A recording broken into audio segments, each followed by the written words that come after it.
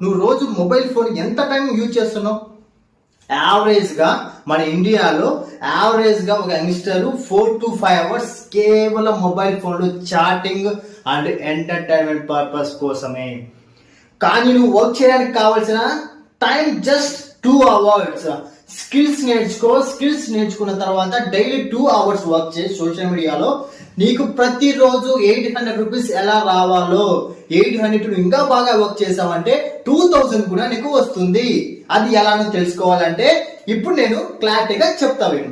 First thing, నీకు work details share చేసే ముందు ఫస్ట్ నీకు కొన్ని విషయాలు చెప్పాలి.